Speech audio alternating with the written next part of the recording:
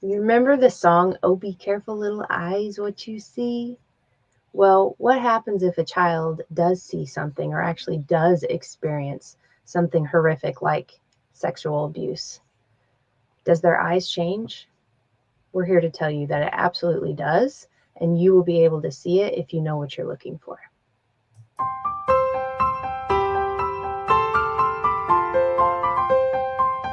Welcome to the Stop Suffering in Silence podcast with your host, Denise Walsh and Rachel Timothy. Okay, Rachel, I am super interested in this topic today. It sounds like you've been doing some research, going down some rabbit holes, and having some powerful conversations. So tell me a bit about what you mean by seeing that someone has experienced trauma in Yeah. their eyes.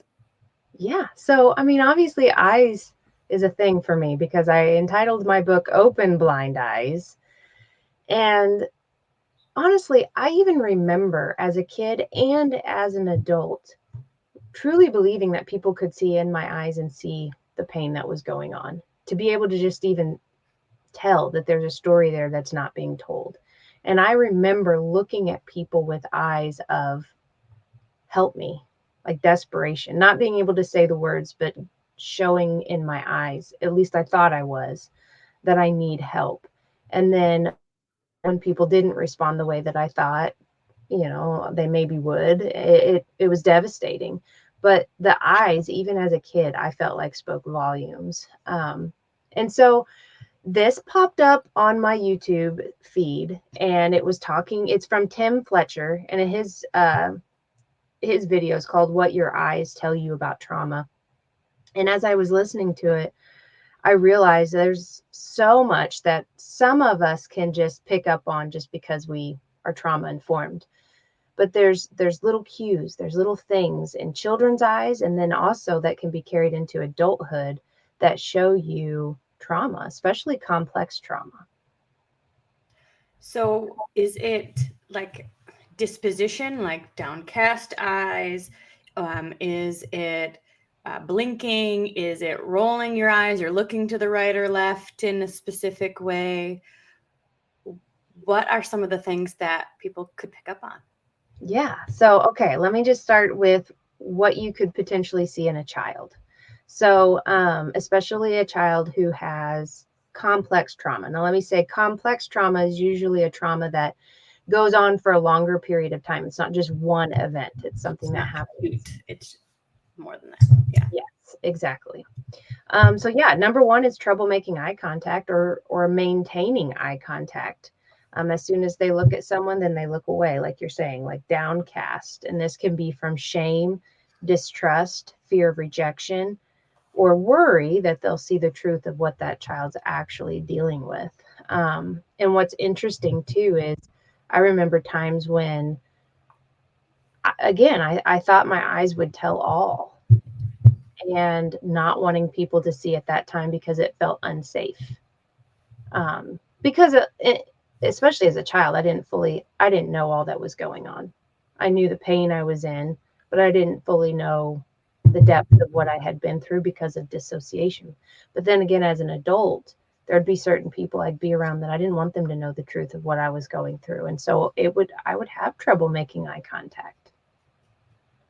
All Um, right. So this seems like a fairly uh, like a like one we all can see. You yeah, don't need to be kind of psychic to be able to notice when somebody's having a hard time socially. Their eyes are down. They never look at you. And again, what would somebody do in that situation? I'm imagining a teacher who's noticing this type of pattern, right? Would they sit down, and maybe we'll talk about this more at the end too, but what do you do? Do you say, look at me, give me eye contact, you're being rude? You know what I mean? I'm Or guessing not that. not, but more using it as a warning sign, like, oh, something else is going on. And so then the question is more curiosity. It's not, it's a, how are you? What's going on? Is there anything that you feel like you can't say to me? That you might want to say, or things like that, like getting down on their level and really having a good conversation. But we'll talk more about that at the end. So, but it sounds like not having eye contact, darting everywhere, and not really being able to look in a person's eyes is a good red flag. Yeah, it's a red flag. Another one is distant or that unavailable look. So they're looking at you and you're looking at them, but it's like they're looking past you, like they're not even seeing you. And then this one connects kind of with the next one, which is that catatonic look, where they're just completely zoned out. Their body is there, their eyes are open, but they aren't actually seeing anything in the room. It's like a blank stare. Mm-hmm. Okay. So the blank stare may be off in La La Land. They could be disassociating at that time. Um, they are present, like physically in the room, but mentally they're not, which means they're probably not listening. So I'm thinking again of a school situation or even a parent situation where it's like, hey, come on, we're leaving now, everyone.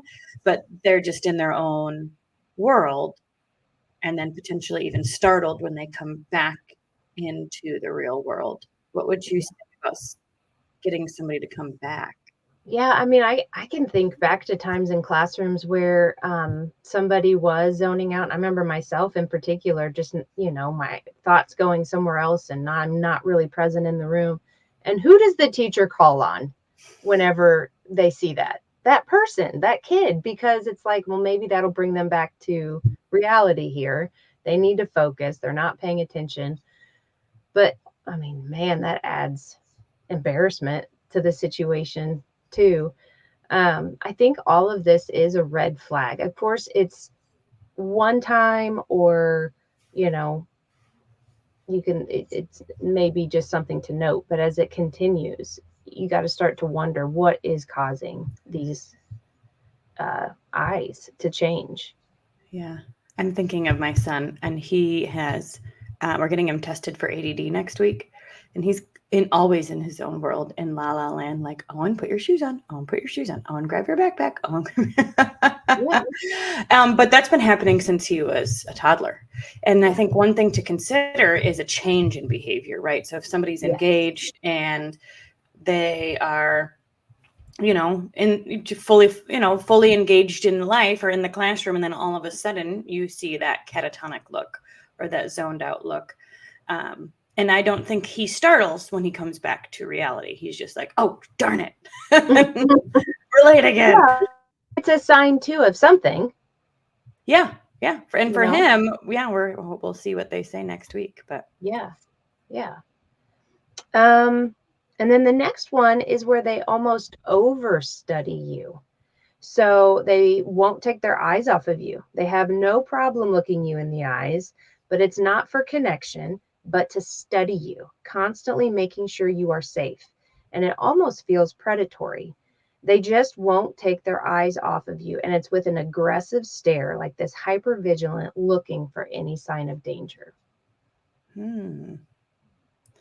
so this is more of an intense stare. Mm-hmm. Like nothing is safe. You're not safe. I have to. Almost that like wide eyed, what's going on? I can't close my eyes for a second or something might happen. Right. Right. Okay. And so then he lists those four things for children. Then he kind of goes into the eyes of an adult who's gone through trauma can often reveal how safe they feel and how connected they feel, which is two vital things, safety and connection. And he says, you can look at somebody and quickly tell whether they feel safe or whether they feel connected.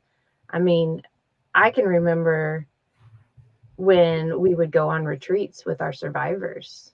And when they first walk in the door, their eyes look completely different than whenever they're leaving because of the safety and connection and just making sure everything where they're going to be sleeping, who they're going to be with, who are these other girls that I'm meeting. Their eyes look different versus once they get to know us a little bit and comfort sets in and then when they leave, it's just different. So would you say it's wide-eyed and Well, maybe let me go further. okay. So you have probably looked at people's eyes before and you just see a fear that's there, a shock almost of like, okay, this person's not regulated. Their system is not regulated, their nervous system. So maybe you look into their eyes and you see guarded eyes, very distrustful eyes. And that can be a sign that somebody's nervous system isn't regulated. So a sign of trauma at some point. You're staring. Are you doing that on purpose? you're, you're, that's right. You're just very intently looking. I didn't know if it was a trick for me to notice. So that's one, very guarded eyes. Uh, Another one could be you look into their eyes and you see angry eyes. That's somebody who's not regulated as well. Like if there's not a reason. You see somebody's eyes where it's darting around all the time, back and forth, looking around. It's the hypervigilant eyes where they're studying everything quickly and scoping everything out constantly. Or the hypnotic catatonic eyes where they are disengaged in that blank stare. So those are some things. Another thing that you can see is all of a sudden them squinching or clenching their eyes, the muscles around their eyes. That's also a sign of a dysregulated or stressful state. For some people, their eyelids get wider, and so you can actually see the whites of their eyes more. And this is in an effort to bring in more light so that they can see things more clearly, so that they don't miss anything that might be dangerous. And then this one was interesting to me, the intimidating eye. So it's anger, but it's more than anger, it's aggression. So it's designed to create fear in others. So if others fear them, then they themselves won't be hurt. So that's more of a defense mechanism where they're trying to stop any potential abuse before it starts. Yeah, I mean, and we can probably all think of kids that had that, growing up in the classroom. I have barking dogs in my room, so you can keep going. Okay. Yes. Then there's something that they call the predatory eyes, which that kind of makes me feel like I don't know, because I don't want to think of a victim like that, but it's really just meaning like you're studying the people around you. And I do that. I know I do that. I study people very, very well. I can go to a restaurant and tell you the story of every single person that is sitting around us. And probably think that I'm fully engaged in the conversation in front of me, but truly I know everything going on in the room, everybody's story, and who's fighting, who's getting along, all the things. Eye tics, that shows stress, and it's a sign of a dysregulated system. And one thing that I thought was really interesting towards the end of the video, I looked down at the comments, and a guy who has trauma made mention, and I related to it, was not even being able to make eye contact with himself in the mirror. Mm-hmm. And I could fully relate with that. It's hard, and I'm better now than I used to be. I didn't want to do it at all in the past and wouldn't. But I wonder if that isn't something, if that isn't a way to take a survivor in front of a mirror and have them stand there and see what it's like for them to look in their eyes. Because somebody who is healthy and not dysregulated and not, constantly stressed and in fight or flight, they would be able to look at themselves in the eyes, maybe even be able to have a conversation with themselves. Somebody who is not feeling safe, even with themselves, that would be a very difficult thing to do. Yeah, that's one of the exercises that we recommend in 90 Day U-Turn is the mirror exercise, where you look at yourself in your eyes and like speak to yourself. And it's a challenging thing for anybody to do, but especially if you don't feel safe in your own body. But that could be a good first step in the healing journey of feeling safe. Is step one, feeling safe in your own skin first. Yeah, exactly. So, I mean, all of these are just great things to keep in mind. And you can tell by body language, you can tell, the fidgeting, the when somebody's super uncomfortable and different, and it's not always meaning they've been sexually abused or whatever. But again, these are just flags for us to kind of keep in the back of our mind. But I knew the question was going to be, okay, you see this, what do you do? Now what? Yeah. Right? Yeah. Now what? And I think my first inclination is to get down on someone's level, right? And say, like, how are you? Is everything okay? Is there anything you want to say? Anything you don't want to say to me? Do you need to speak to a counselor? Like, um, do you feel safe at home? Really just creating a space, not in the midst of a loud, busy classroom or with tons of people around, but on a, one-on-one if possible. I know drives are a good time to talk to kids. Yeah. When you're a teacher or just a parent, you can't necessarily take another child's out for a drive, but you could try to figure out a way to either ask them some of these questions themselves or talk to the school and see if the counselor can get involved. Yeah, for sure. There's a book out now. I saw something on it recently, and it's called What Happened to You. And it's basically teaching us to, like, when you see signs in somebody, don't say, what's wrong with you? Say, what's happened to you? And obviously, that's not going to be the very first thing you say to a child. But it gives you an understanding of what the conversation needs to be geared towards. It's not, what is wrong with you? What's your issues? I did a podcast yesterday for coaching for coaches, and it was about an author who the question, his book is like all about questions, the power of asking questions. And so one of the things he shared that I thought was good that I took away was ask how questions instead of why questions. So like, oh my gosh, did you hear that? I did. That was Brandon sneezing. Brandon, we heard you on the podcast. I'd like you to know. Should we ask why or how? Let me shut the door. I'm real curious as to how. You never know So what the you're going to question get. is, instead of why aren't you looking at me, like how are you feeling right now? Or a question, a why question can put somebody on defense. Mm-hmm. Why are you doing that? Why aren't you getting your homework done on time? Why are you late for school? Like it puts somebody on the defense. Mm-hmm. Whereas a how question can actually bring open conversation. Oh, I completely agree. Yeah. And the why question, yeah, it feels like it's your fault. I don't know why, but it just does. And then the how is like, okay, it's not your fault, but let's discuss what happened. Yeah. And it puts people at ease. Yeah, how can we get your homework done on time? How can we engage better with the peers if there's fighting happening or, things like that? Yeah, completely. So, I mean, let's say it's somebody that you know as an adult that's, struggling with some of these eye signals showing pain, showing struggle. One of the things that it says in Matthew chapter 6, verse 22, the eye is a lamp of the body. If your eyes are healthy, your whole body will be full of light.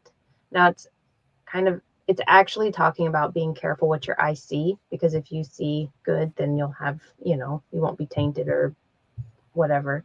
But I think it's also true with the light of your eyes, because when I remember feeling like a shift in just darkness coming over me, and I speak on that whenever I share my story often too, like how I don't know how to explain the darkness that just comes over you.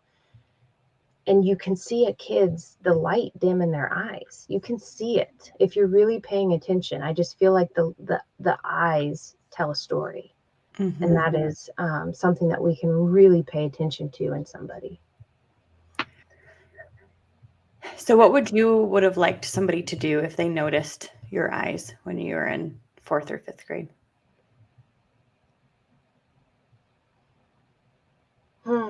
I think ask the questions, because honestly I didn't have the answers completely at that point, and being okay with that, somebody understanding that I didn't have the answers, but I think recognizing the hurt and the pain. I know it was there. I know it was I mean, I went on to cut, to have suicidal thoughts, to hate myself, to have just tons of shame. No, it had to have been seen by people around me. But I think people come up with their own story in their head of maybe what it could have been, and maybe what was going on, and not going ahead and um, asking the question, Yeah. and continuing to ask the question. Right. And that's why a counselor, a therapist can be helpful at schools, right? Because it's not a one. In fact, I heard of a story. I watched, what's it called? The girl who was taken for 9 months and then was found out in Utah. I'm forgetting her name right now, but there's a ton of documentaries about her.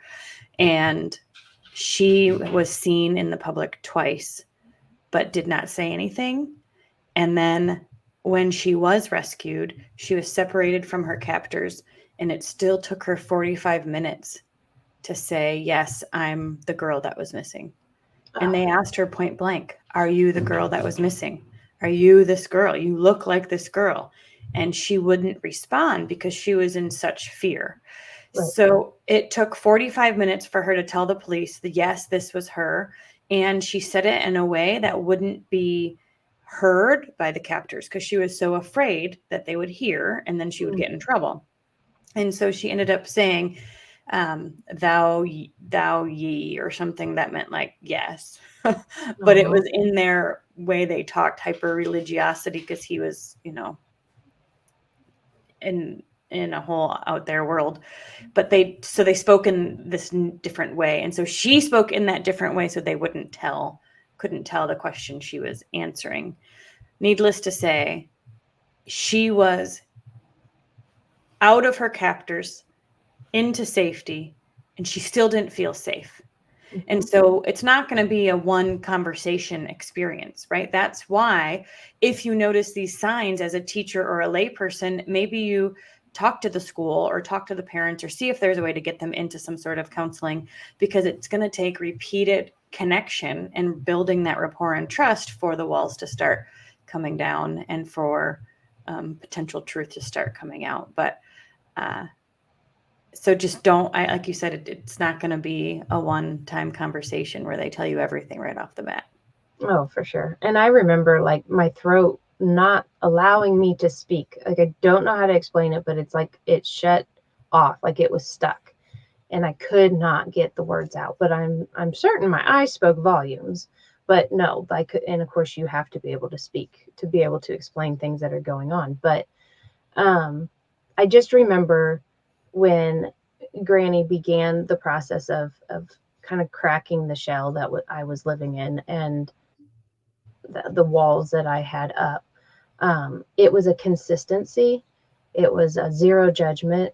It was a 100% I believe you, because any little sign of disbelief or frustration, or, I mean, anything, I was hyper vigilant, because that felt like, okay, this person isn't safe. I've got to jet. Like, I'm not staying here to put up with another person who's just going to walk away or not believe me. Because that was another form of trauma too, was just not being believed. Right, right. What if somebody, and I'm just thinking of like the teacher or the layperson who can't necessarily, um, they notice the signs. What if somebody were just like a teacher or somebody you see consistently, not a stranger, but they came up and gave you a hug and helped you, like said something encouraging?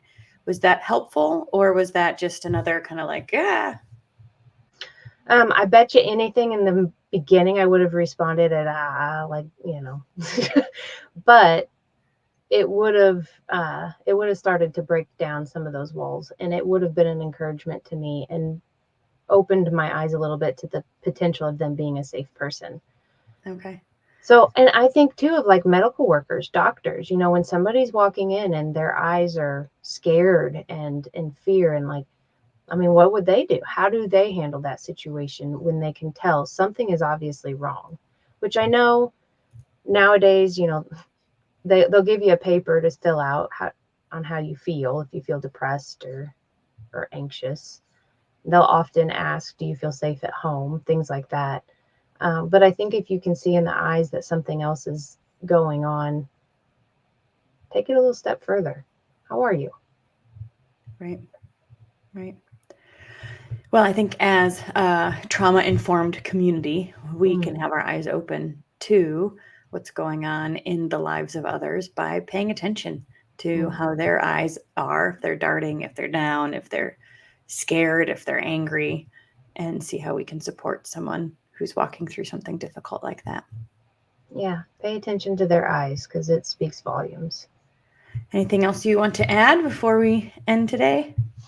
No, that's it. I mean, I've been studying quite a few of Tim Fletcher's videos. He shares a lot about complex trauma in ways that not only does it make you more aware of things, it gives you the verbiage of things, but then also how to heal from it. And yeah, so I highly recommend his channel as well.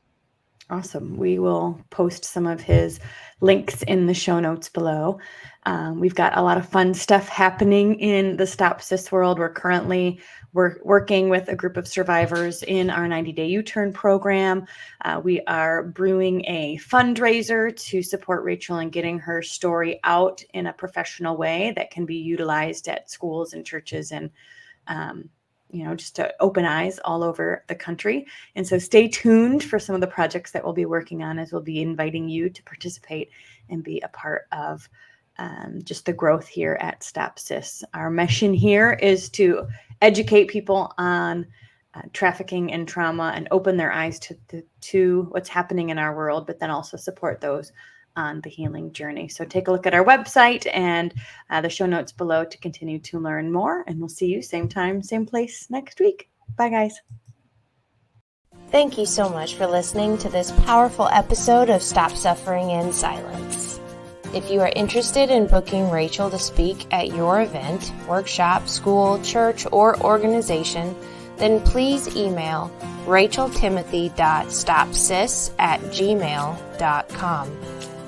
If you are interested in donating to the Stop SIS ministry, then please check out the link in the description box or show notes below.